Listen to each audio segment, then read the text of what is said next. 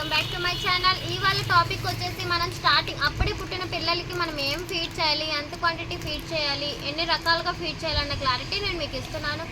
అంటే అప్పుడే పుట్టిన పిల్లలకి ఏంటి అంటే మదర్ డాగ్కి మిల్క్ అనేది సరిగ్గా ప్రొడ్యూస్ అవ్వకపోతే మనం ఏం ఫీడ్ చేయాలి, ఇంట్లో పాలు పెట్టొచ్చా లేదంటే ఇంకేమైనా పెట్టొచ్చా అని మీకు డౌట్ వస్తుంది. అప్పుడు ఏం చేయాలంటే మనం ఈ సిర్లాక్ని చూస్ చేసుకోవచ్చు. మినిమం 15 డేస్ నుండి 45 డేస్ ఉన్న పప్పీకి మనం పెట్టుకోవచ్చు. ఎంత క్వాంటిటీ అంటే మినిమం ఒక స్పూన్ వాటర్లో అంటే బాయిల్ వాటర్లో మిక్స్ చేసి పెట్టుకోవచ్చు. అలా 4 అవర్స్కి ఒకసారి డేకి 4 టైమ్స్ అలా ఫీడ్ చేసుకోవచ్చు. అలానే దీనివల్ల ఏంటి సైడ్ ఎఫెక్ట్స్ ఏమీ ఉండవు. కాకపోతే మరీ పల్చగా కాకుండా మినిమం ఇడ్లీ రుబ్బు ఎలా అయితే మనం మిక్స్ చేసుకుంటామో అలా మిక్స్ చేసి పెట్టుకోవచ్చు.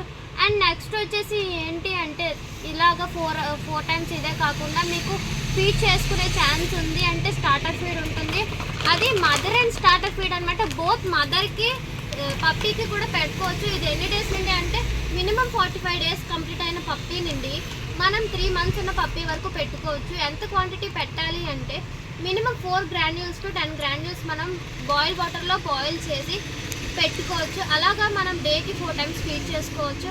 అండ్ నెక్స్ట్ ఇది మదర్కి కూడా పెట్టుకోవచ్చు. ఎంత క్వాంటిటీ పెట్టాలంటే మినిమం 1 కప్ పెట్టుకోవచ్చు, అలా 1 అవర్కి అలా ఒకసారి. అండ్ నెక్స్ట్ వచ్చేసి ఏంటి అంటే మనం ఈ సిర్లాక్ 2 టైమ్స్ పెట్టుకొని అలాగే స్టార్టర్ ఫీడ్ కూడా 2 టైమ్స్ పెట్టుకోవచ్చు. అండ్ నెక్స్ట్ వచ్చేసి ఏంటి అంటే మనకి పప్పీ ఫీడ్ ఉంటుంది అండ్ అడల్ట్ ఫీడ్ ఉంటుంది. ఎంత క్వాంటిటీ పెట్టాలి, ఎన్ని అవర్స్ పెట్టాలి, ఎన్ని గ్రాన్యూల్స్ పెట్టాలనే క్లారిటీ నేను నెక్స్ట్ వీడియోలో మీకు ఇస్తున్నాను. అండ్ మోర్ వీడియోస్ కోసం like, share, subscribe. And next video link వచ్చేసి నేను డిస్క్రిప్షన్లో ట్యాగ్ చేస్తాను అండ్ చెక్ చేసుకోండి. Thank you.